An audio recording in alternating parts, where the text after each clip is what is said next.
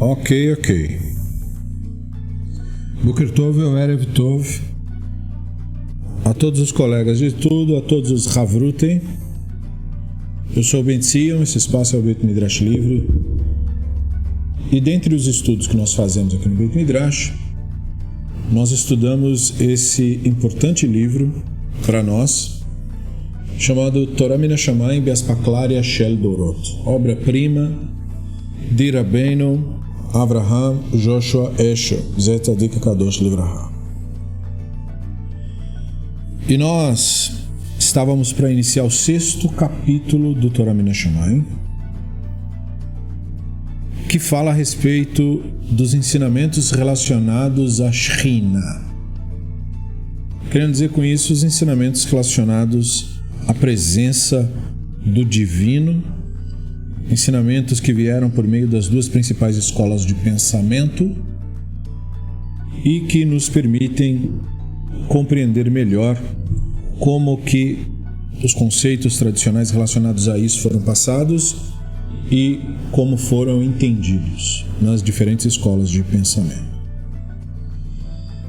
Mas antes de iniciarmos, algumas observações. Em primeiro lugar, o Beit Midrash existe graças a Havrute, graças àqueles que colaboram para que ele exista. E, portanto, esses são os membros do Beit Midrash, que são aqueles que participam das transmissões, aqueles de quem perguntas são recebidas, aqueles para quem dúvidas são exploradas, são as pessoas que de fato fazem esse trabalho existir. Toda Rabá, Tzedikule Mitzvah, a cada um pelo seu apoio, e quem desejar fazer parte pode também, se o objetivo for, estudar conosco e explorar os textos da tradição judaica clássica.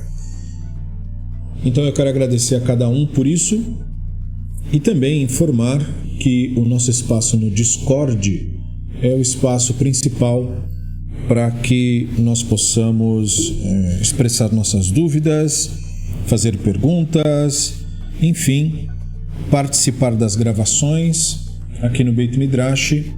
Tudo isso está ocorrendo por meio de nossa página no Facebook, onde nós postamos os nossos estudos periodicamente, e também no Discord, no nosso espaço, onde nós gravamos as nossas aulas, e nós também temos espaços lá para perguntas relacionadas ao judaísmo racionalista em particular, ou judaísmo em geral. Seder?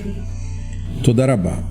Aos que acompanham pelo Facebook e não são Havrutei, você pode deixar o seu like, você pode se inscrever no canal para continuar acompanhando nosso estudo, se o seu objetivo é conhecimento a respeito de textos e obras da tradição judaica clássica sobre o olhar racionalista. Muito bem. Então, iniciando nossa exploração do Sefer Torah Min HaShamayim, nós temos o primeiro passo, que é a observação inicial, introdutória, do Rabino Tucker, Gordon Tucker.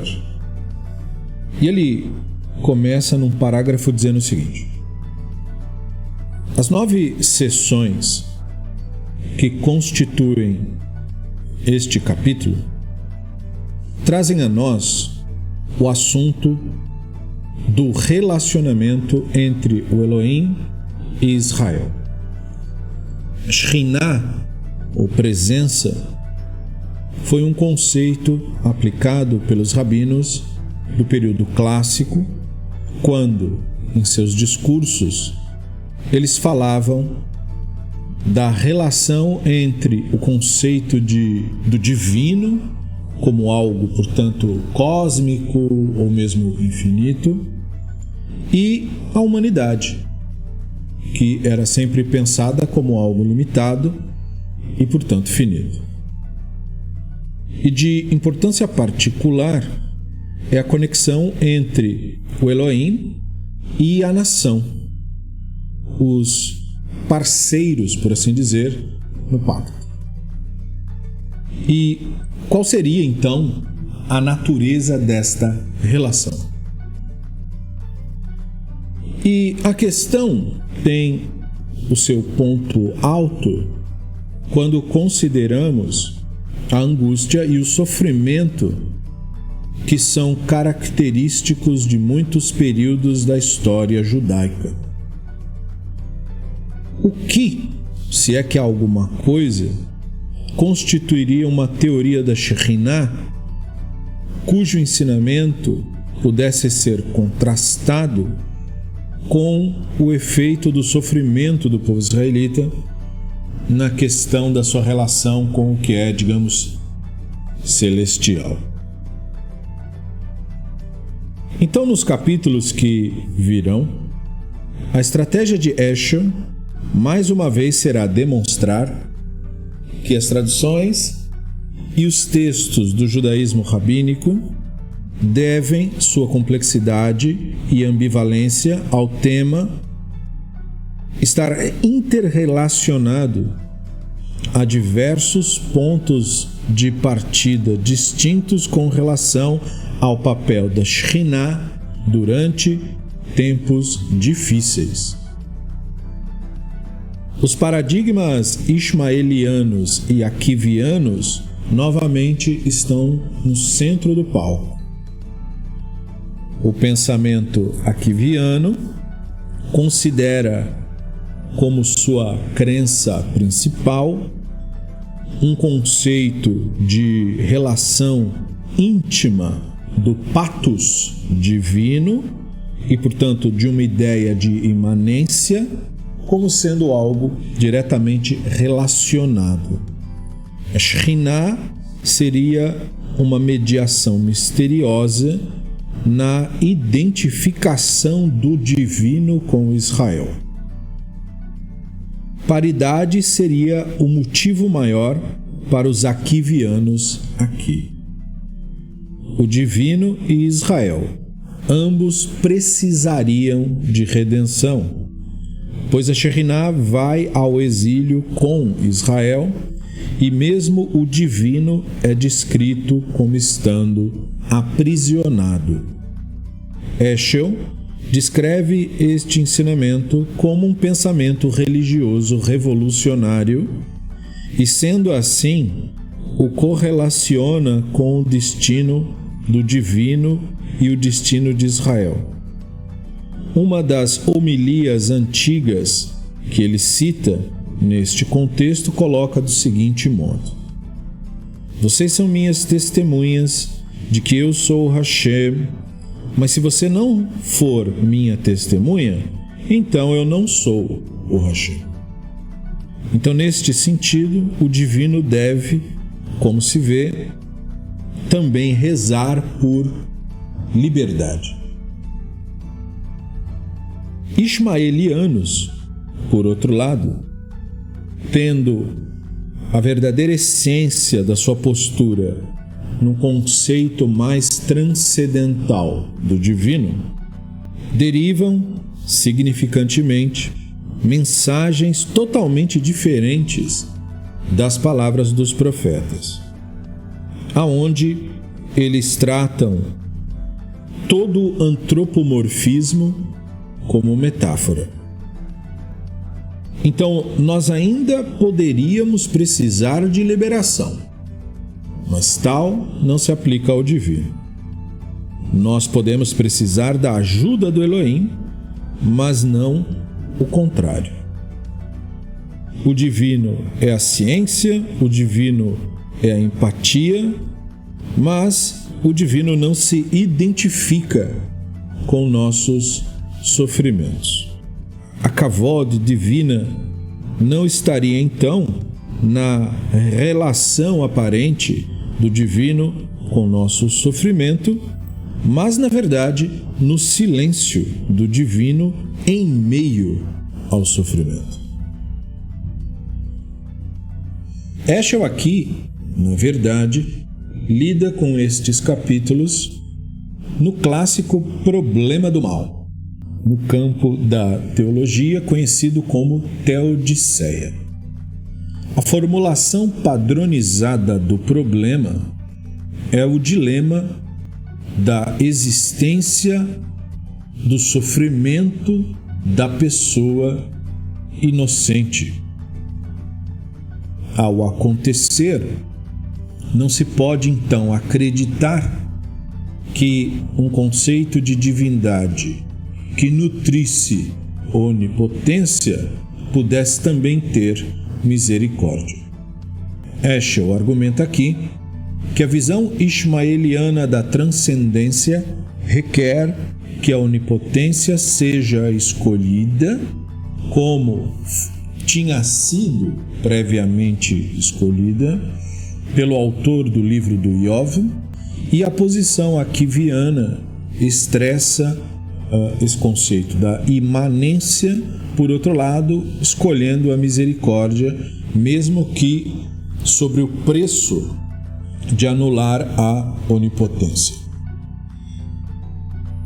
Estas questões teológicas difíceis, como Heschel sugere, fazem parte da narrativa talmúdica concernente aos 4 sábios do 2º século que entraram no Pardes, no jardim, e então derivaram entendimentos à luz desta experiência.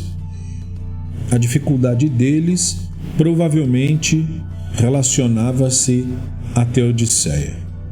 Um morreu, um enlouqueceu, um perdeu a fé e o outro, o Rabino Akiva, entrou e saiu em paz. Então, se apenas o apaixonado pela identificação do divino pôde sair em paz, a sugestão seria que apenas isso faria com que sobrevivêssemos a tais contradições. Numa nota final, Heschel nos adverte que estas elucubrações teológicas obscuras podem, na verdade, nos levar a desistir da investigação, posto que não se pode compreender sem se distanciar de tais perspectivas, como se olhássemos do ponto de vista de quem é de fora. Tempos de sofrimento trazem doutrinas religiosas rígidas. E dificilmente se poderia duvidar que Heschel aqui não estivesse nos guiando por meio das teologias do século II, mas ainda iluminando o caminho para uma teologia para o século XXI também. Então essa é a introdução do Rabino Gordon Tucker sobre a proposta do Heschel nesta fase de leitura da obra. Heschel começa então com o primeiro grande parágrafo deste 6º capítulo, intitulado Redenção Minha e Vossa. Ele nos diz o seguinte: dentre os fundamentos tradicionais da confiança judaica está a ideia de que o santo, bendito seja, participa nos sofrimentos de Israel. Paralelamente, quando Israel habita em alegria, há alegria no divino. Este conceito do pathos divino, como expresso pelos profetas de Israel, faz com que os corações desejem participar das dores do santo bendito seja, e forma a característica íntima dos profetas como aqueles que derivam e expressam empatia pelo pathos divino. O profeta fala da participação do divino como uma reação emocional, um sentimento, mas os Tanaim descreveram a participação do divino nas dores de Israel em termos tais como: a Shekhinah desceu ao exílio com eles. Por exemplo, o Rabino Eliezer propôs a seguinte questão: por qual motivo o Santo, bendito seja, revelou-se nos altos céus falando a Moshe do arbusto? Porque tal qual o arbusto é a mais baixa de todas as árvores do mundo, assim também o povo de Israel afundou no mais baixo nível de degradação. E o Santo, bendito seja, desceu com eles e os redimiu, como está dito: e eu venho e os resgato da terra do Egito. Shemot 3:8, sendo esta uma citação da Mechilta, do Rabi Ishmael, comentando Shemot. Os rabinos da segunda geração de Tanaim usaram palavras como descer apenas como uma explicação ulterior do conceito eu estou com ele no sofrimento. A Shekhinah desceu com eles, algo que deveria ser entendido como dizendo que compartilhava de sua porção num nível significante de empatia.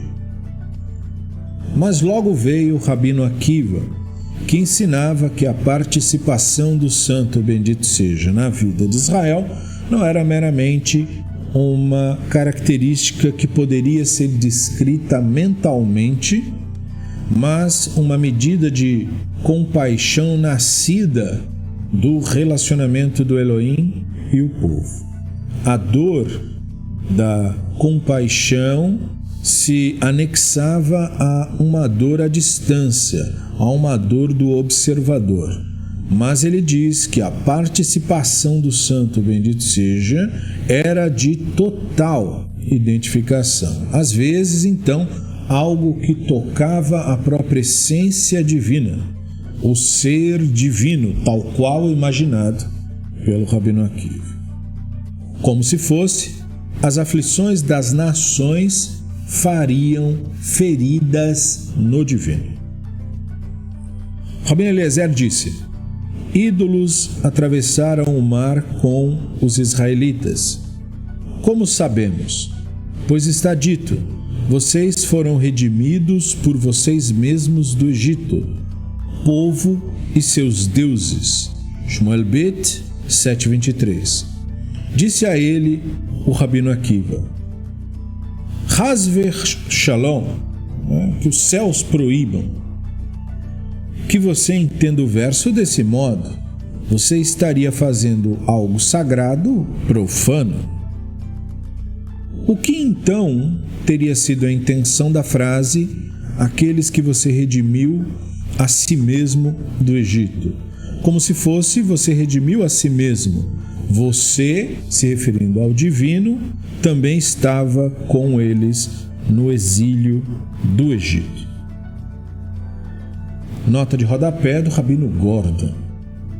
Rabino Akiva aqui entendeu a expressão Ve Elohav e seus deuses como Ve Elohav, o Elohim deles, porque no hebraico não haveria uma distinção ali entre, quando nós falamos de divindade com letra maiúscula ou minúscula, nós queremos então querer dizer com isso que nós estamos falando de deuses de fato ou de deuses que não são deuses. Mas no texto hebraico, seja o Hashem ou os ídolos, todos eles recebem a alcunha de Elohim.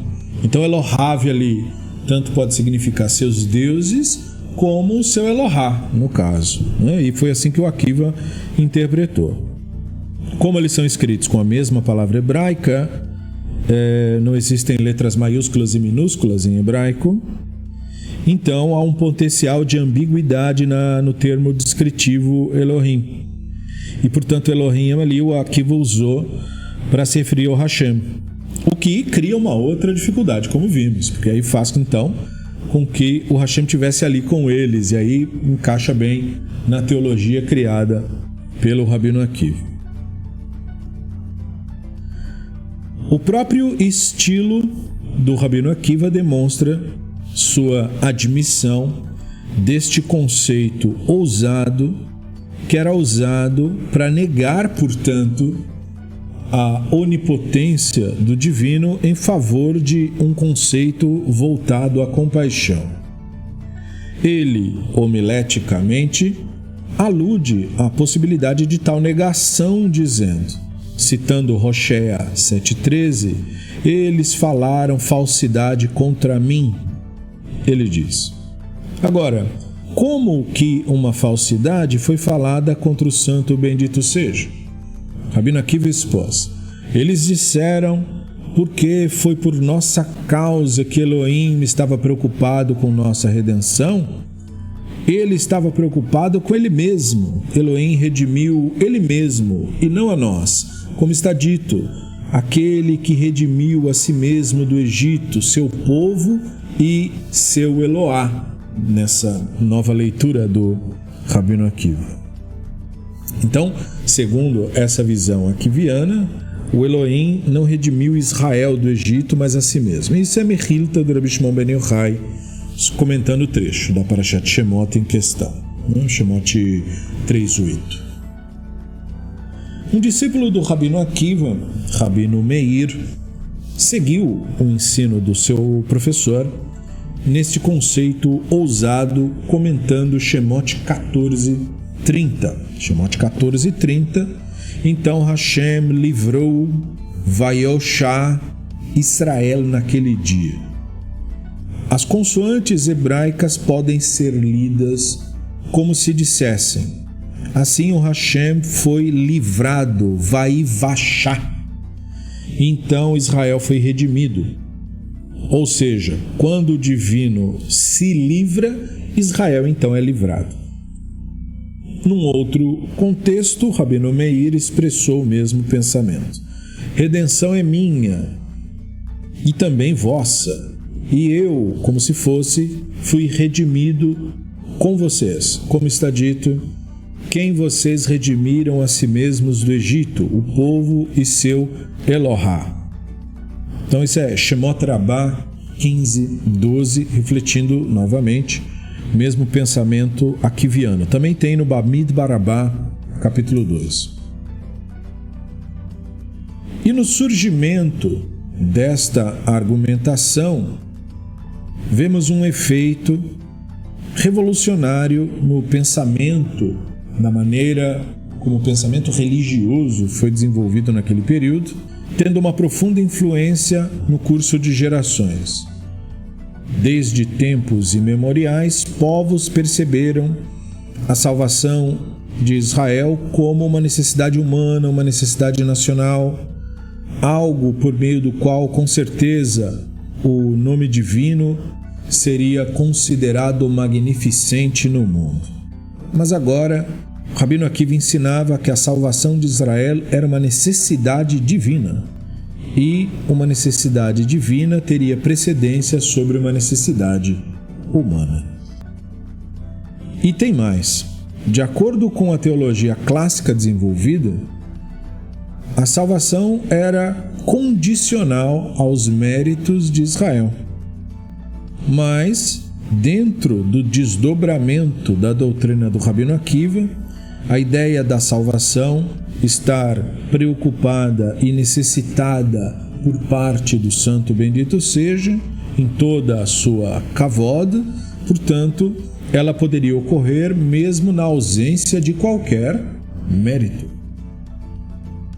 Então ele cita a seguir mais um texto do Midrash, que reflete ensinos do Rabino Akiva, nesse caso, Shemot Rabbah 30:24, o verso lê: em breve minha salvação virá, Shayahu 56:1.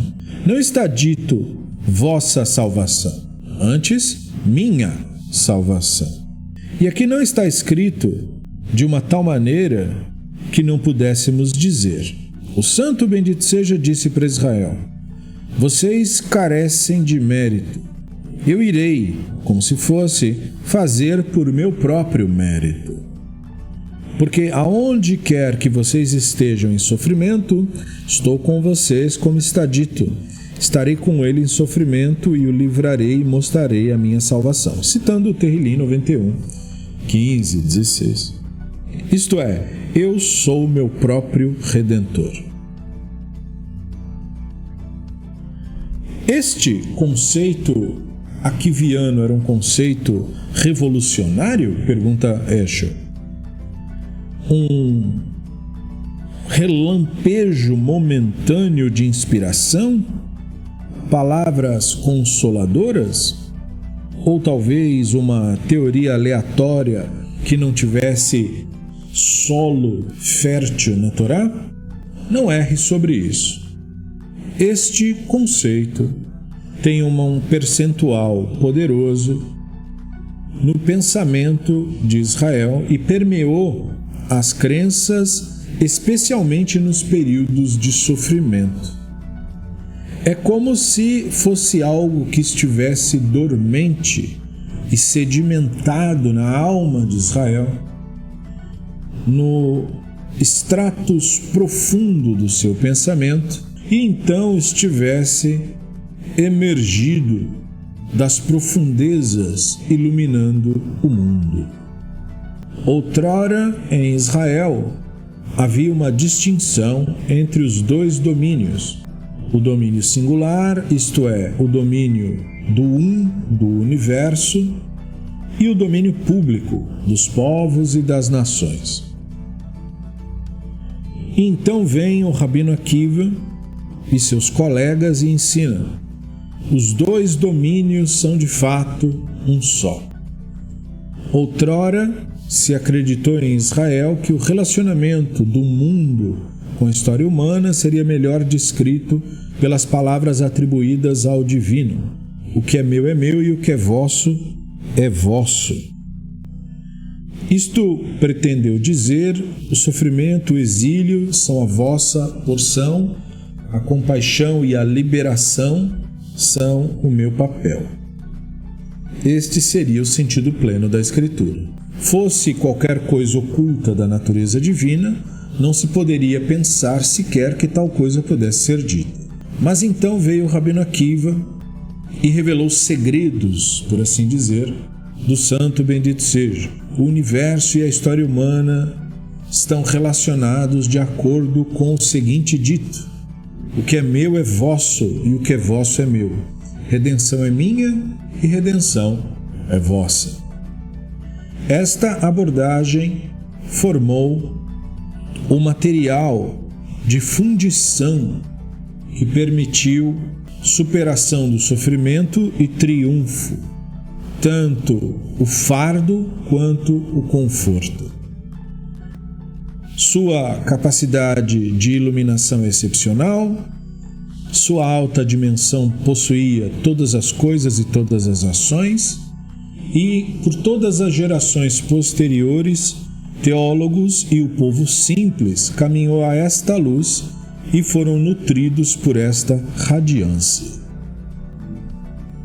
Então este é o final deste primeiro parágrafo, quando Heschel então nos apresenta essa teologia akiviana que, como nós podemos ver, ela se distancia de uma maneira completa do pensamento tradicional advindo dos pensadores da tradição judaica clássica e que, como você pode ter percebido, pode inclusive ter inspirado outros grupos a desenvolverem pensamentos parecidos. Pensamentos que procuravam humanizar o conceito do divino e que foram criados mediante situações específicas. O que fica muito claro é que o Rabino Akiva procurava ser um consolador.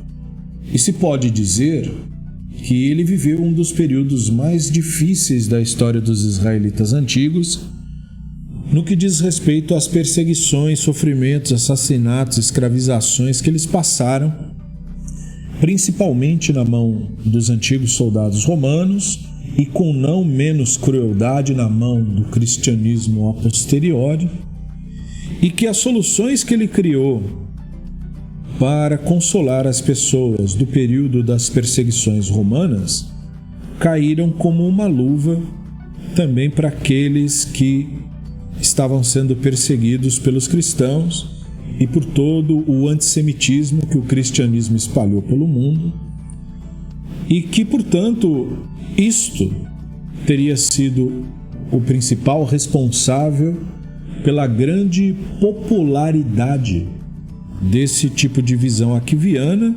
mesmo que essa visão contradissesse praticamente todo o desenvolvimento teológico dentro da tradição judaica clássica, já que nessa visão que o Rabino Akiva proporcionou, ele simplesmente não está preocupado com as consequências a que se pode chegar quando você, por exemplo, conclui que o sofrimento do povo israelita faz com que o próprio divino sofra, né? Então, quer dizer, o divino para o Rabino Akiva é um epíteto do humano.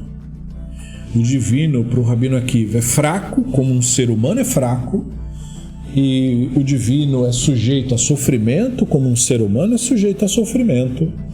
E para o Rabino Akiva, o objetivo era simplesmente que as pessoas se sentissem consoladas, acompanhadas, por assim dizer, no exercício, por exemplo, da reza ou no exercício dos ritos, e não esperassem, né, que, embora esse sofrimento existisse, que ele simplesmente fosse desaparecer, né? Ou seja, quando as pessoas fossem perseguidas, assassinadas ou tivessem seus parentes assassinados e porventura sobrevivessem, toda aquela dor e todo aquele sofrimento não deveria fazer com que a pessoa pensasse que haveria algum tipo de solução. O que ela deveria pensar em vez disso é que o Deus para o qual ela reza em busca de solução está com ela ali, sofrendo junto com ela, e isso é o máximo que dá. Então Rabino Akiva convenceu muita gente de que quando você tivesse seus parentes assassinados, o Deus estaria com você chorando. Mas isso leva a vários problemas, né? Como, por exemplo, o problema de que, então, porque eles foram assassinados, para começo de conversa, como nós falamos, a teologia do Rabino Akiva, como ela se centra na questão da consolação, ela sai de outras questões, que é a questão de se imaginar o divino como a Bíblia hebraica inspira a imaginar, que é como aquilo que livra, ou como aquilo, inclusive, que avisa, antes do problema se consolidar, que avisa ou provê uma possível solução para esse problema, né? Cria uma forma de você se livrar disso, de você escapar disso, ou mesmo de você sobreviver a isso. Então a visão do divino do Rabino Akiva é de um Deus sofredor. Olha só que interessante. E, portanto, você pode ver claramente, né, neste inspirador de seitas místicas, uma visão que inspirou cristianismos, que inspirou os próprios movimentos místicos, que tem uma narrativa muito, mas muito parecida com a narrativa do cristianismo. O misticismo é um elemento muito forte, principalmente nas primeiras manifestações de cristianismos no mundo, mas os movimentos místicos, à sua própria maneira, são seus próprios cristianismos, né? Ou seja, eles têm seus próprios messias, suas próprias soluções mágicas para as questões, e principalmente o foco, muito parecido com a doutrina aquiviana, o foco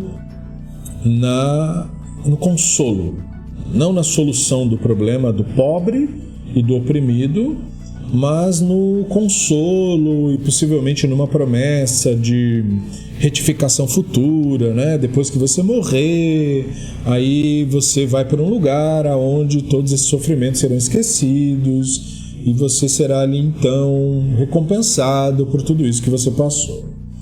Então não é difícil perceber que essa tangente, né, como o Eshel mesmo colocou, o pensamento do Akiva dentro dos padrões da tradição judaica clássica foi algo absolutamente novidade, absolutamente inédito, né? Ele foi extremamente... Agora, é difícil dizer que ele teria sido criativo. no sentido de dizer que ele teria criado algo absolutamente novo. Esse tipo de visão era vista antes do Rabino Akiva, só não fazia parte da comunidade judaica. Portanto, se pode dizer com certo grau de certeza que o Rabino Akiva trouxe isso para dentro da comunidade judaica, a ideia do Deus sofredor, a ideia do Deus que compartilha o sofrimento. Portanto, ele não resolve o sofrimento, ele simplesmente sofre junto com você, né? O que pode até ter sido consolador para muitas gerações do primeiro, segundo, possivelmente terceiro século, mas que com o passar do tempo teve que ser mexido, né? Uma ideia bastante estranha, principalmente se você imaginar períodos de conflitos, guerras, pogroms, a própria Segunda Guerra Mundial. Imaginar que o máximo que Deus pôde fazer pelas pessoas que sofriam os horrores do Holocausto é estar com elas nos campos de concentração, em vez de resolver o problema, né? Quer dizer, uma visão assim do divino, portanto, é um divino impotente, incapaz e, portanto, a posteriori, inútil, né? Mas foi a visão desenvolvida por Rabino Akiva, que parece ter sido muito popular nos primeiros séculos do desenvolvimento do pensamento e da escola de pensamento dele. Então note a origem, note as características e o impacto que isso teve para muita gente daquele período. E aí, nós entraremos num segundo parágrafo, né? No parágrafo a respeito do exílio da Shekhinah. Então, se você ainda não curtiu o vídeo, curta. Se você não for inscrito no canal e por acaso está ouvindo essa aula, se inscreva. Sempre são feitos por aqui estudos de textos da tradição judaica dentro do olhar racionalista.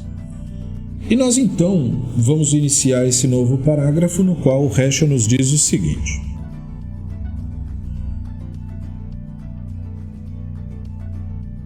o conceito do Rabino Akiva se aprofunda dentro do tema do exílio da Shekhinah.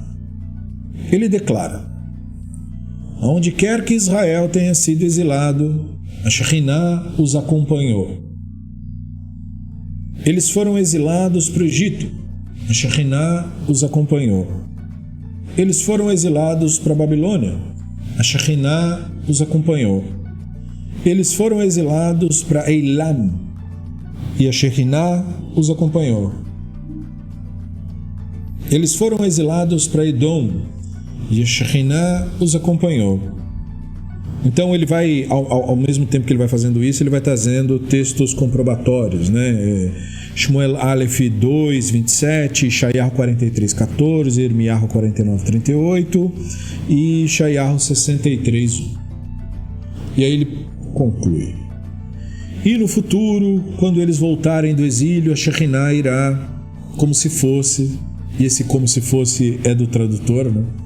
Os acompanhar também, como está dito. E aí ele cita Devarim 33, então Hashem teu Elohim voltará, e a expressão hebraica é Shava, né? E aí ele diz, não se usa aqui o termo causativo, né? Que seria então Eshiv, era o que se esperaria estar escrito ali, mas o intransitivo simples, que é no caso Shava. Isso é uma citação direta da Mechilta do Rabi Ishmael, na porção Pishá, capítulo 14. Pode ser visto no site do sefaria.org.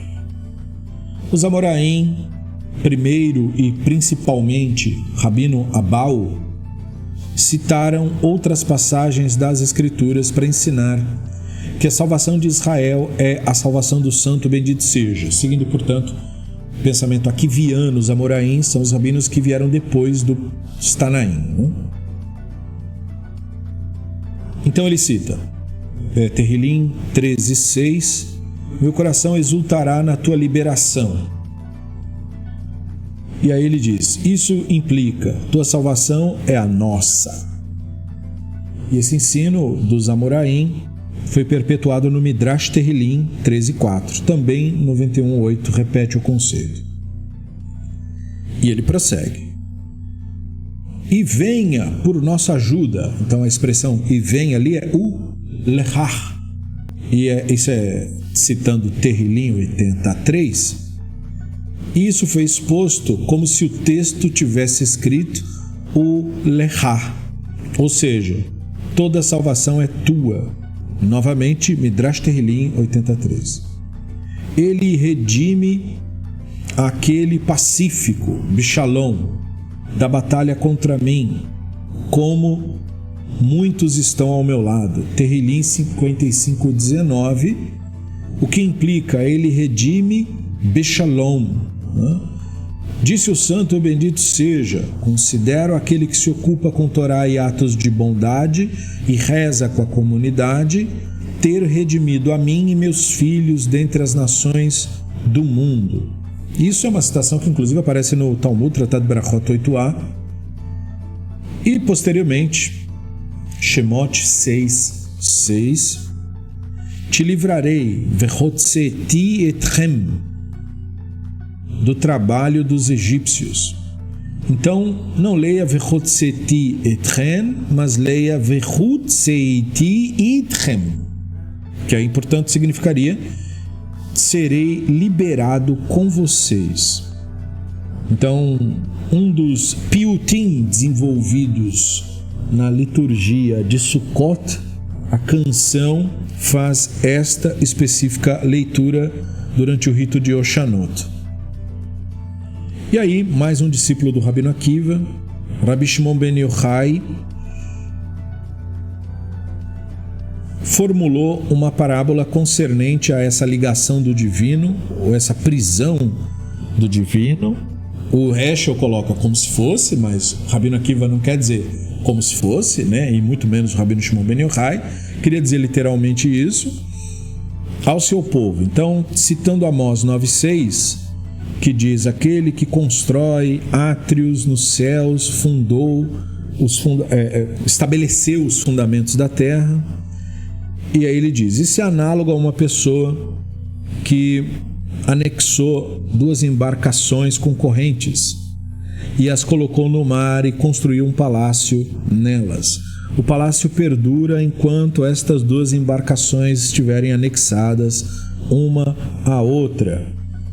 Se eles forem separados, o palácio não perdura.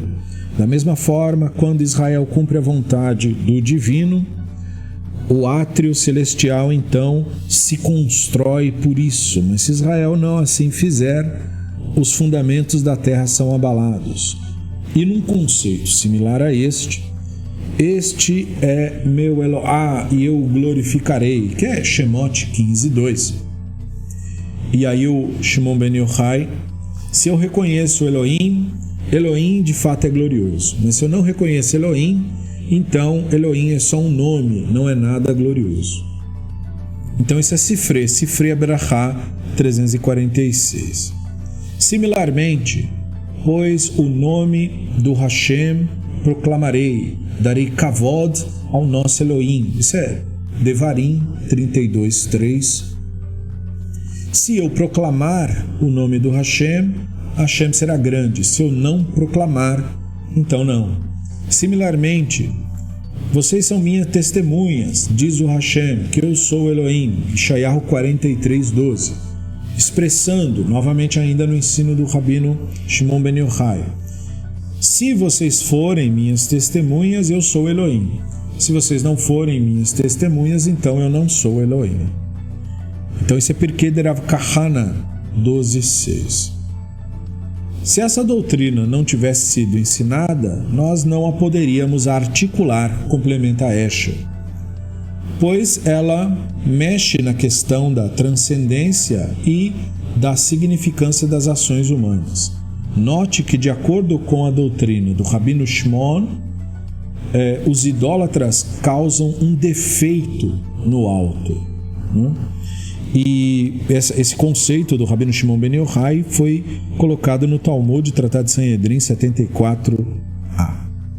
Então esse é o final desse parágrafo, que mostra, portanto, as consequências do conceito akiviano em seus sucessores, expressivamente em figuras como o Rabino Shimon ben Yochai e outros Amoraim, como o Rabino Shimon ben Yochai, no caso, era um Taná, mas entre os Amoraim, como o Rabino Abal, né, que reflete ensinamentos dele. Então, basicamente, isso afetou a visão que outrora relacionava o divino a conceitos transcendentais, conceitos relacionados ao mundo, conceitos relacionados à própria universalidade do divino, e circunscrevem o divino à experiência não de todo ser humano, mas apenas e exclusivamente dos antigos israelitas, a priori, e, por consequência, aos judeus ou seguidores da religião judaica em particular.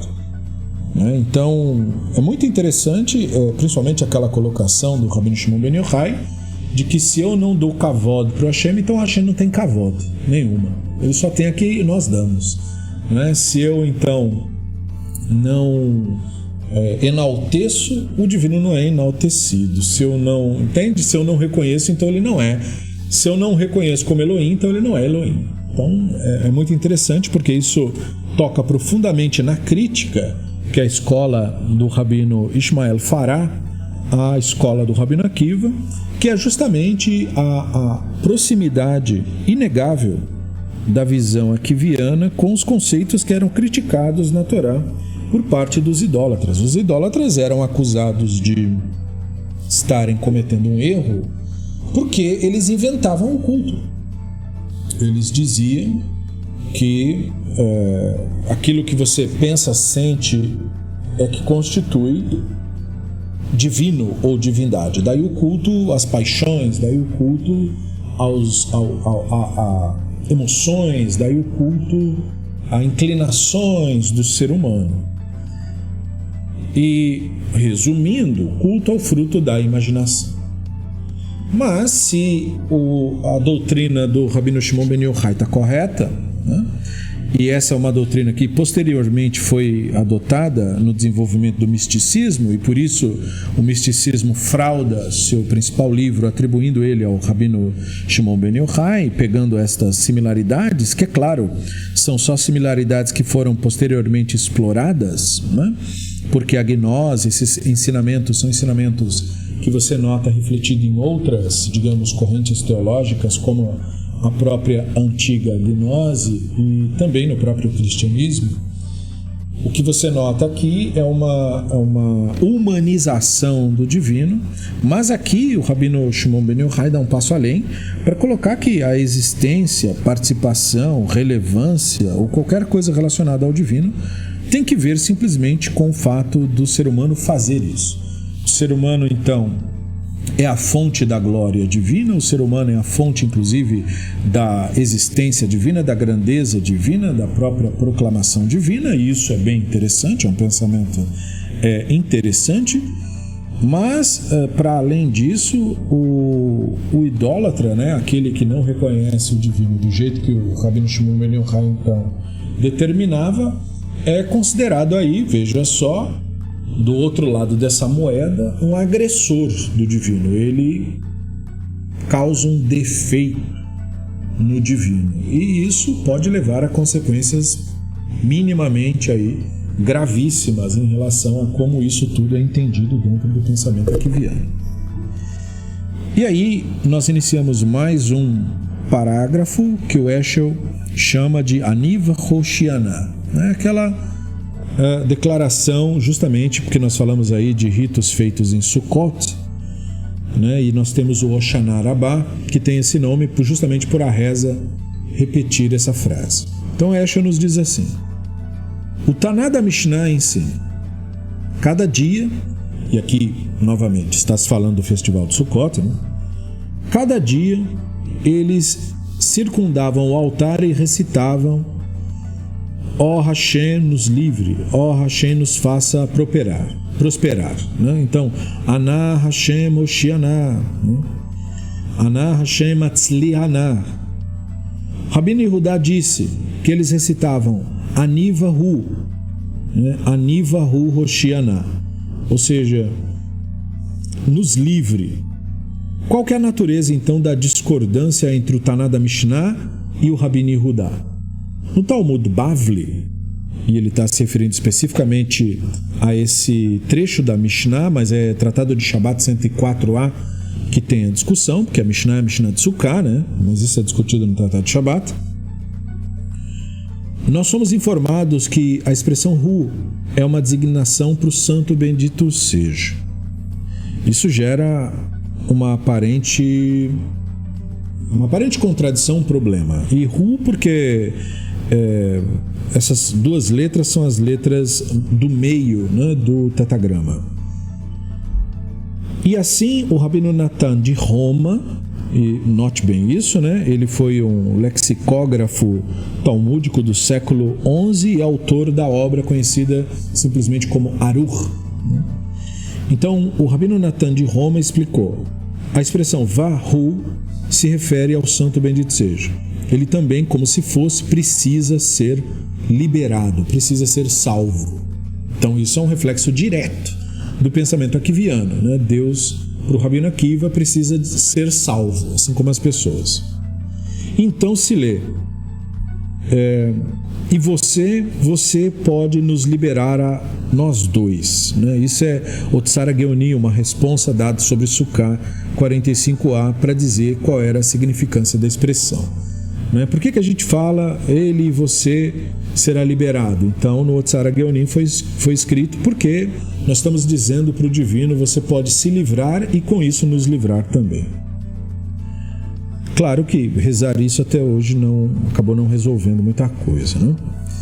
Então olha só, o Rambam testificou que o entendimento de tal frase era este, dizendo assim: vários Geonim disseram que a intenção do Rabbi Yehudá para tal fórmula era passar a ideia de que o santo estaria em sofrimento junto com as pessoas.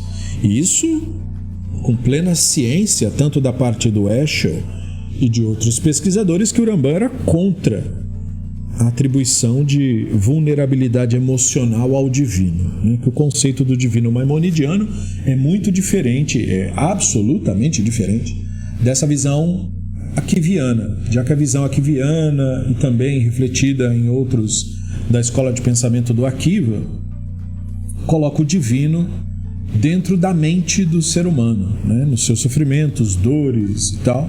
E o Ramban não. O Ramban atribui o conceito do divino à natureza e, portanto, fora do ser humano. Mas nós estamos olhando no momento a visão akiviana. Então, só para distinguir ali, porque o Eshel citou o Rambam. Então ele continua: foi nesse sentido que o Talmud da Terra de Israel entendeu a declaração do Rabbi Yehudá em apoio à sua visão de versos das Escrituras que ensinavam que o divino, como se fosse, seria resgatado juntamente com Israel. Novamente, né? O como se fosse é da parte do Eshel. A escola de pensamento akiviana acreditava literalmente nisso. O divino é suscetível a sofrimento, dor, exílio, tudo isso. Quando o povo israelita sofre, o divino sofre porque ele está sendo ferido também. E ele está citando ali ecos dessa escola de pensamento no Talmud Yerushalmi, Sukkah 4.3. E aí ele diz assim: como foi citado em nome do Taná Hanania, o sobrinho do Rabino Yehoshua. E só para lembrar, o Hanania, sobrinho do Rabino Yehoshua, era um promulgador do pensamento akiviano, dessa abordagem akiviana, e é citada no Talmud Yerushalmi, Shkalim 49d. Então ele fala assim, na frase, né? Ele citando Shemot 20, verso 2, eu sou Hashem, teu Elohim, que te trouxe da terra do Egito e da casa da escravidão. A expressão te trouxe, otsetiha. Então ele comenta, as consoantes hebraicas podem ser lidas diferente. Em vez de ler otsetiha, leia utseitiha. Utseitiha muda a leitura. Em vez de estar escrito te tirei da terra do Egito, sem mudar as consoantes, só lendo diferente. Dá para ler aquele que foi trazido com você da terra do Egito. Então ele fala, com base nessa interpretação, Eleazar Kalir compôs o poema litúrgico Kedusha Teilim. Esse Kedusha Teilim é um poema litúrgico recitado durante o festival de Sukkot. Então foi com base nessa leitura, digamos, paralela aí do Rabino Anania, né? O Taná Anania, sobrinho do Rabino Yehoshua. O Rabino Yehudá, o patriarca, e que é o autor da Mishnah, tentou manter a Mishnah livre de doutrinas místicas. Por quê? Ele deu mostras de ser um racionalista, né? E também, então, ele não cita opiniões místicas na Mishnah o máximo possível ali, e as opiniões e expressões que não eram compatíveis com o conceito do divino, mais voltado para a escola de pensamento ismaeliana, que era considerado, todas essas elucubrações eram consideradas ofensivas, e a linguagem século II, III e IV é dizer assim, isso ofende a dignidade do divino. Né? Dignidade no sentido de dizer que o que não era pensado nessas escolas de pensamento é essa, digamos assim, visão do divino humanizado, né? Um divino incapaz, fraco, né? Que o máximo que ele pode fazer por você é sentar do teu lado, né? E só, e não pode fazer mais nada, no sentido de não prover nenhum tipo de solução. Sofre junto com você, é a sua companhia, né? Mas não mais do que isso, não é mais do que companhia. Então isso era considerado ofensivo para escolas de pensamento como a escola do Rabino Ishmael. E aí ele diz assim, então talvez por isso ele cita como anônima a posição que alegava que a fórmula do tempo usada em Sukkot era Hashem nos livra. Mas o Rabino Yehudá, né, teve como discípulo também o Rabino Akiva, que ensinou na tradição de seu mestre que a recitação de Sukkot seria eu e você, né, podemos ser liberados. Então, que opinião é considerada normativa? O Ramban legislou de acordo com o Taná da Mishnah, e essa se tornou a prática de gerações subsequentes. E isso é no Mishneh Torah Ilhot Lulav e tal. Entretanto, o Rabino Ishaya de Berlim, e o Rabino Ishaya de Berlim é obviamente um rabino alemão do século XVIII, um talmudista do século XVIII, expressou surpresa na prática da sua época, né? E a mesma prática é a mesma hoje em dia, né? De recitar nas Akafot, eu e você, ambos seremos liberados. Que é, no caso, o que se canta na musiquinha, como eu falei, no Piyut, se canta dessa forma. E porque, enfim, os Piyutim, eles não são temas de discussão, eles são poemas litúrgicos, e todo poema tem uma linguagem poética. Então as pessoas não fazem exatamente um juízo de valor em Piyut. Do jeito que o Piyut veio. E, querendo ou não, para colocar na música, muitas vezes fica melhor você expressar o Piyut da maneira mais, digamos, chocante possível, ou apelativa possível, até para o Piyut ficar famoso, né? Como você pensar numa letra de música que tem uma frase assim, chocante, essa música vai acabar ficando mais famosa, porque como ela tem uma frase mais chocante, as pessoas vão falar mais a respeito disso, né? Vão falar, você viu o que a música disse? Então faz todo sentido o Piyut ter escolhido a interpretação da escola do Rabino Akiva, porque ela é mais provocativa, mais interessante. Agora, o que é curioso é um rabino do século XVIII expressar surpresa quanto a isso, porque para você realmente passar e você chegar no ponto de ser um talmudista como ele, você tem que passar pela leitura dos textos fundamentais, e os textos fundamentais estão repletos dessa discussão que estamos fazendo aqui, das discussões entre as escolas do Rabino Akiva e as escolas do Rabino Ishmael, e as brigas entre um grupo e outro grupo, né? E agora, neste parágrafo, nós vimos como o pensamento akiviano foi incorporado em ritos, mas especificamente nos períodos de Sukkot, devido à popularidade da festa, o fato da festa ser uma festa muito querida, né? E, portanto, ter feito parte da liturgia. E aí ele demonstrar surpresa, né? Dizer, mas por que a gente fala isso? Bom, a gente fala isso porque a popularidade da visão mística foi, né, principalmente nos períodos posteriores ao século III, muito acima da popularidade da visão racionalista. E como um adendo a isso, nós estamos vendo que o Heschel está enfatizando, antes de mais nada, a visão akiviana nesse capítulo, porque é claro que a visão ismaeliana será aquela que nega todos estes pensamentos. Mas antes de falarmos da visão ismaeliana, nós vamos continuar enfatizando a visão de Akiva. E nós temos mais um ponto para falar da visão de Akiva. O conceito de que nós precisamos um do outro. No caso, o ser humano falando com o divino, né? Eu preciso do divino, mas o divino também precisa de mim, né? Então, nesse próximo parágrafo, é sobre isso que o Eshel vai falar. Se você está nos acompanhando até aqui, coloca a voz, né? Nós estamos já a 1 hora de aula. E se você não é inscrito no canal, se inscreva. E se você ainda não curtiu o vídeo, curta, né? Para que o engajamento do canal continue a crescer, porque isso acontece através dos nossos colegas de estudo. Muito bem, então o parágrafo prossegue assim. A escola do Rabino Ishmael procurou reinterpretar expressões das Escrituras que, é claro, não estavam de acordo com aquilo que era visto por eles como ferir a honra divina. E muito mais quando aplicava conceitos humanos ao do universo. Em contraste com isso, as escolas do Rabino Akiva não diminuíam a quantidade de linguagens emocionais e humanas para se referir ao Criador. Note o seguinte: foi ensinado na escola do Rabino Ishmael. O santo e bendito seja disse para Israel: meus filhos, eu criei o Yetzer Hará, o qual não tem mais um mal, né? No sentido de dizer, ele não é mais mal do que ele é. Entretanto, se vocês concordarem em se dedicar ao estudo da Torá, ele não terá domínio sobre vocês. Então, Sifrei Ekev 45. Esse é um ensinamento clássico da escola do Rabino Ishmael, que desmistifica o Yetzer Hará. O Yetzer Hará, ou mau instinto, não é um mal no sentido ontológico da expressão, é só um instinto animal, não é? É a ignorância, é a tolice. E qual é o antídoto para, então, não ser prejudicado por essa má tendência? Estudar, desenvolver o intelecto. O intelecto, o estudo, é o antídoto contra o Yetzer Hará. Plain and simple.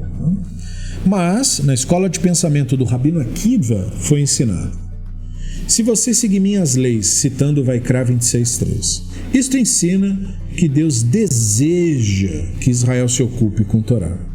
Então, isso é um outro ensino de Sifra Bechukotai 110. Veja que nesse ensino, o estudo da Torá não é, então, simplesmente o desenvolvimento natural do ser humano melhor. Você está atendendo um desejo, né? Ele deseja que você faça isso, é um anseio, como se fosse uma mania que o divino tem, e que quando você faz, no caso, quando você estuda a Torá, você o alivia dessa, digamos, ansiedade que ele tem com isso. Então ele fala assim, porque o termo im é se, né? Se, não é nada mais uma expressão de desejo, diz o Akiva.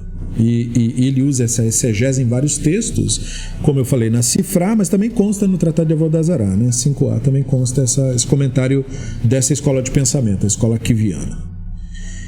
Então ele fala assim, uma escola de pensamento tem a visão de que o estudo da Torá é um dom, né, para você ter bom conselho, para você desenvolver maturidade, no caso, né? E a outra tem a visão de que não, trata-se de um desejo divino, né? Um anseio do divino que você então está satisfazendo. Nós podemos inferir da declaração. Ele cita: Elohim deseja o labor de Israel na Torá. Isso é da escola do Rabino Akiva, né? Pois aqueles que laboram na Torá trazem, como se fosse, isso o Eshel dizendo, prazer e bênçãos para o no alto. Então, quer dizer, nessa escola de pensamento, você não só satisfaz um anseio do divino, né, na prática ali principal da religião judaica, que é o estudo da Torá, mas você, dessa forma, você o abençoa, né? Você, no caso, você não é abençoado, você é que abençoa o divino. E isto estaria indicado na declaração dada explicitamente pelo ensinamento amoraico, então período posterior aos Tanaim, né? Que diz o seguinte: o santo bendito seja disse para Israel: tanto Tanto você quanto eu ficamos felizes quando você obedece aos ensinamentos da Torá. Então esse é um fragmento do Midrash sobre Tehillim 44, que foi encontrado naqueles fragmentos de textos da Guinizá do Cairo, né? Então esse é um dos conceitos que mostra que, pelo menos até aquele período, essa visão de mundo estava presente ali, estava sendo discutida, era impressa e tal, né? E um outro ensinamento paralelo a este outro já mais conhecido, de Vaikra Rabbah 35, fala assim: quando que nós estamos felizes? Quando você observa a minha Torá, como está escrito, se você seguir minhas leis. A expressão Deus deseja, né, Deus anseia, serviu como um paradigma para uma variedade de declarações. Por exemplo, da parte do Rabino Shimon ben Yochai, foi ensinado: quando o santo, bendito seja ele, criou o mundo, ele desejou um lugar para habitar na terra, tal qual ele tinha nos céus. Então isso, novamente, né, é um reflexo clássico dessa visão de mundo. Isso é o Midrash Tanhumá, versão Buber, no Parashat Naasó 24. Então, o divino deseja uma moradia, né? Ele também disse: cada dia que o santo bendito seja ordenou a Moshe, fale com o povo de Israel, ordene ao povo de Israel. Da mesma forma, ele desejava mencionar o nome de Israel em toda a ocasião possível. Isso vai Vaikra Rabbah 2.5, também mencionado no Tratado de Sotá 38b, né? Ou seja, que Deus deseja, lá no Tratado de Sotá diz que Deus deseja ouvir a bênção sacerdotal. Então veja, é um desejo, né? Façam o meu desejo, eu tenho um anseio. É como uma ânsia, né? O divino é retratado nessa escola de pensamento como uma pessoa, não só com uma psicologia, com necessidades, com fraqueza, com sofrimentos, mas com características que hoje poderiam ser descritas como patologias psicológicas, né? Ele tem anseios, desejos por coisas que, se não forem satisfeitas, aí ele pode, né, no caso, ter reações adversas, e que, portanto, quando você faz isso, né, no caso, quando você segue os ensinamentos, no caso, hoje, os detentores dessa teologia, na maioria são da doutrina fanática da religião, portanto, quando você observa a religião dentro do olhar fanático, você está agradando e aliviando esta ansiedade divina, por assim dizer. E muitos rabinos ortodoxos, hoje em dia, propagam ideias como estas, né? Usam essas narrativas akivianas, essas narrativas do Shimon bar Yochai, para expressar que, olha, judeus seculares, por exemplo, fazem Deus sofrer, né? Nós temos que vingá-los, nós temos que odiá-los, detestá-los, atacá-los, agredi-los, porque vocês estão sentindo esse sofrimento, é o sofrimento do Deus. Então, o lado bonitinho da declaração tem, digamos, um dark side, né? Que é essa reação do fanatismo utilizando estes ensinamentos, que expressaram exatamente o que parecem, né? Ou seja, um retrato de Deus extremamente humano, extremamente psicológico e com problemas psicológicos, no caso aqui, esses anseios, essa ansiedade com relação a determinados ritos e determinadas práticas. E o Eshel continua: em resposta ao questionamento por que as matriarcas eram estéreis, o Rabino Yohanan respondeu: porque o santo bendito seja ele deseja a reza dos justos. Isso é Bereshit Rabbah 45 e Evamot 64. Então note, né? Esse ensinamento akiviano é muito interessante porque ele é passado como se fosse numa luz extremamente positiva. Extremamente positiva, né? Elas eram estéreis porque Deus deseja a reza. Olha que coisa bonita, por um lado. Por outro lado, isso então quer dizer que, porque ele deseja a reza, ele atormenta o ser humano com sofrimento? Ele faz uma mulher ser estéril, ele impede o fluxo natural do desenvolvimento, quer dizer que se ele não tivesse intervindo para satisfazer essa própria necessidade, elas seriam mulheres normais, teriam seus filhos normais. Então, quer dizer, ele brinca de atormentar animais para satisfazer as próprias necessidades? Veja que interessante, né? Porque se você levar isso a consequências naturais que se levaria, então quer dizer que o sofrimento do povo israelita é simplesmente para satisfazer o ego divino. né? Quando ele vê Israel muito tranquilo, ele vai lá e atormenta a população para que a população reze e ele satisfaça o seu anseio egoísta de ter rezas dirigidas para si mesmo, mesmo que isso custe o seu sofrimento. Não tem problema, ele não está preocupado com o seu sofrimento. Pelo contrário, né? É muito interessante a ideia, né?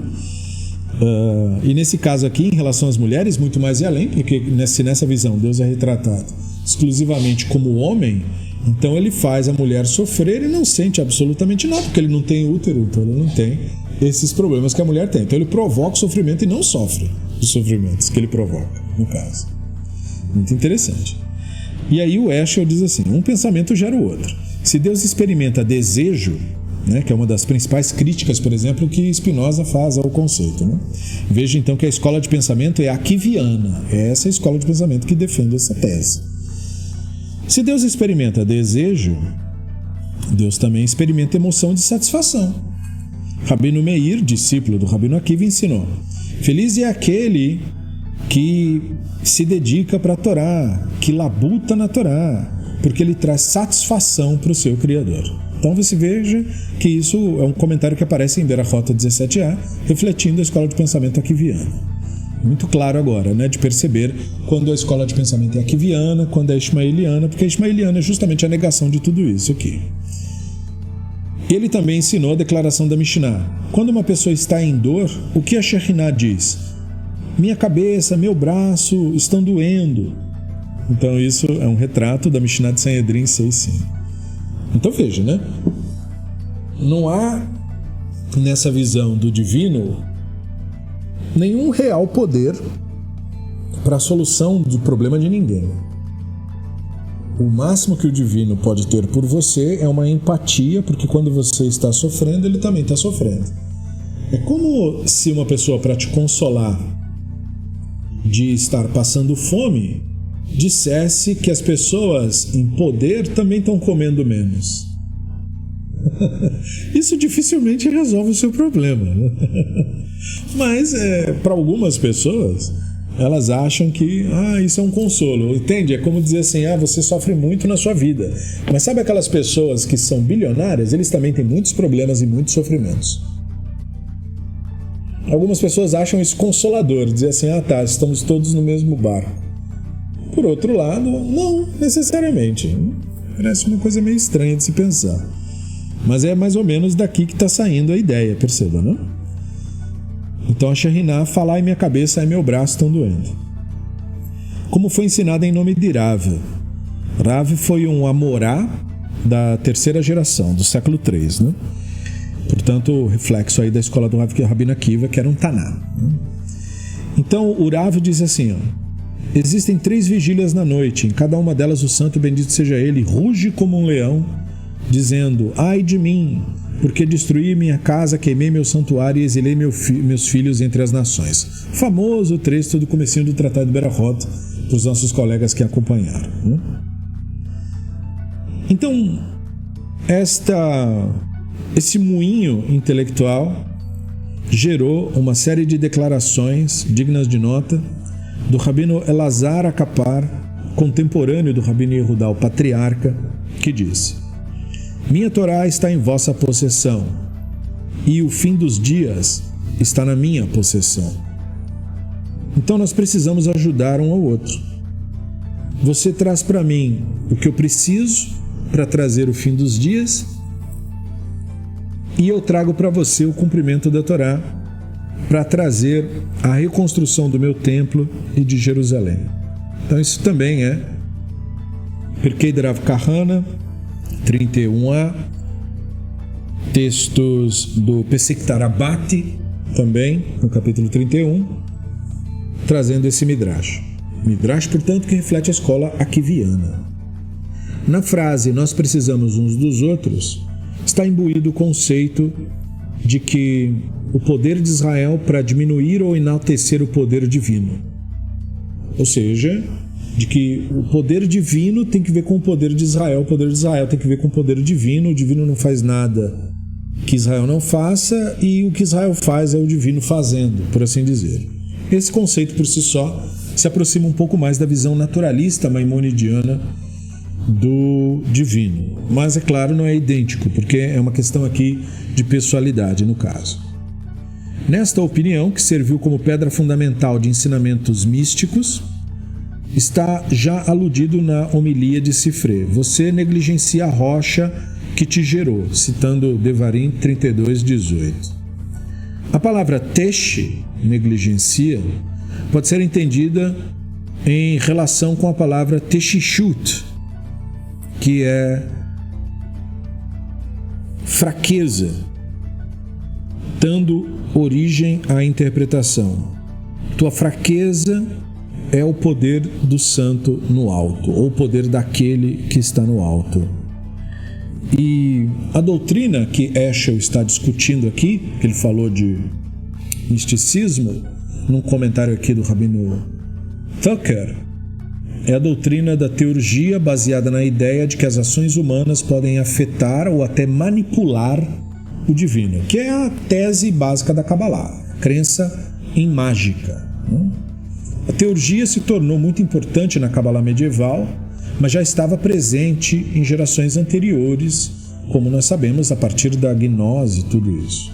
Heschel discute em vários lugares as variações dessa ideia, incluindo num trabalho a posteriori publicado chamado A Passion for Truth, uma paixão pela verdade, onde ele nota que um rebbe racídico do século XIX, o rebbe de Kotz, comentava a respeito dessa teurgia e, é claro, fazendo isso à luz de ismaelianos, do pensamento do Rabino Ishmael. De fato, existem muitas parábolas possíveis e relacionamentos entre a maneira como Heschel trabalha a ideia e a interpretação ismaeliana do Rebbe de Kotz nesse tipo de visão de mundo. Muito bem, seja como for. Então ele fala assim: nesta opinião, serviu de pedra fundamental de ensinamentos místicos. De acordo com o Rabino Yehoshua ben Levi, Deus se revelou para Moshe neste segredo, e é possível que a carne e sangue aumentassem o poder divino. Então ele cita qual foi o ensino. Quando Moshe subiu aos céus, ele encontrou o santo bendito seja, fazendo coroinhas nas letras da Torá. Quem já viu um pergaminho da Torá, principalmente texto ashurit clássico utilizado para escrever pergaminhos, sabe que tem uns desenhinhos, umas coroinhas que ficam acima das letras. É disso que o Midrash estaria falando. Então ele viu o santo colocando coroinhas nas letras da Torá. Moshe então ficou ali em silêncio e o Elohim disse: não há paz na tua cidade? E Moshe respondeu: um servo pode cumprimentar o seu mestre antes que o mestre o faça? E o Elohim falou: mas você podia me ajudar. E então Moshe chorou e falou assim: que o poder do meu mestre se torne grande, tal qual você mesmo declarou. Quer dizer, fazendo uma paráfrase de Bamidbar 14:17, isso tudo consta nesses comentários midráshicos do Tratado de Shabat 89a. De acordo com, então, o Zohar, que pegou esses comentários e retrabalhou, essa ideia também se aplica ao versículo de Tehillim 68:35, dê poder ao Elohim. Então, dê poder ao Elohim é entendido misticamente, no sentido de dizer que você deve conceder ao divino poderes, no caso, ajudar o divino a fazer mágica.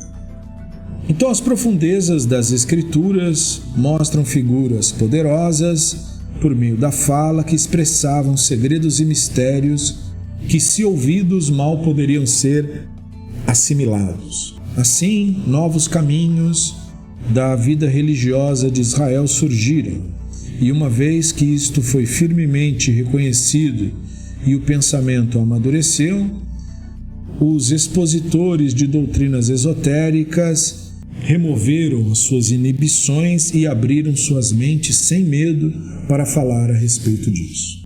Então esse é o final deste novo capítulo, onde o Heschel expôs agora como que o ensinamento akiviano, fez o seu caminho de ensino em ensino até chegar no conceito da Kabbalah e do misticismo, que trabalha, portanto, a teurgia e a ideia mágica, né? A ideia de que o divino precisa de ajuda, precisamos ajudá-lo para ele nos ajudar, faz-me rir, né?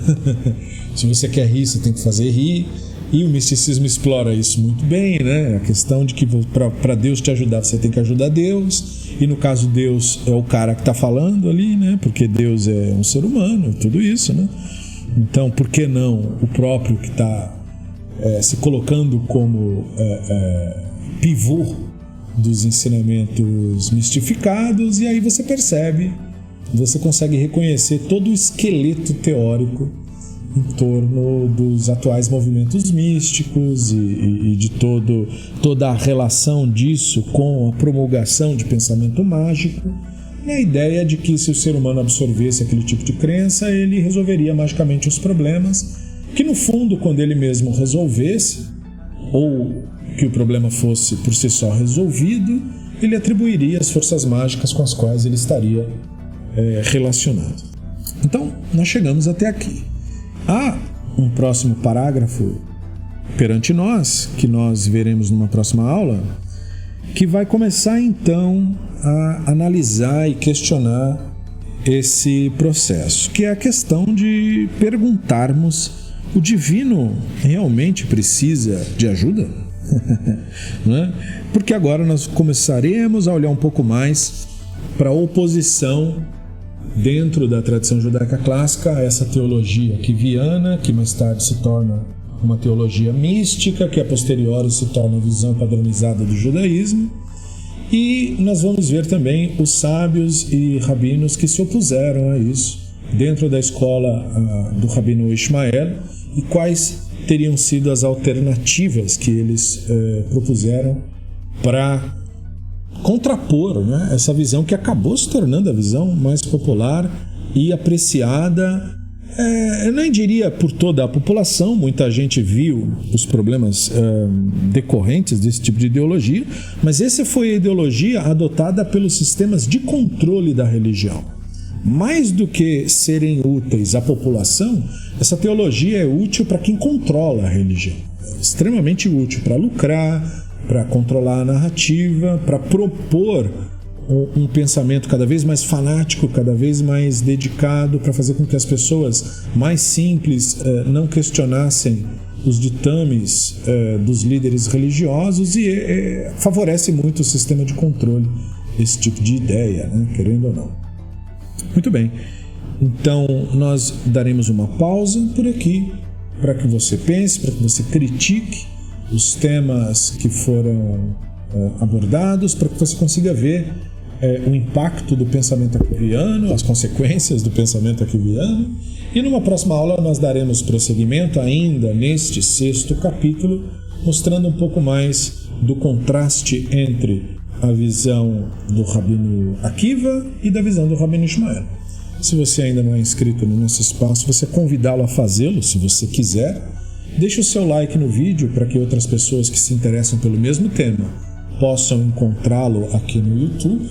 E se você quiser, você pode se tornar Havruta aqui no Beit Midrash. No mais, eu fico por aqui. Muito obrigado pela tua atenção. Leitraot. Até o próximo estudo.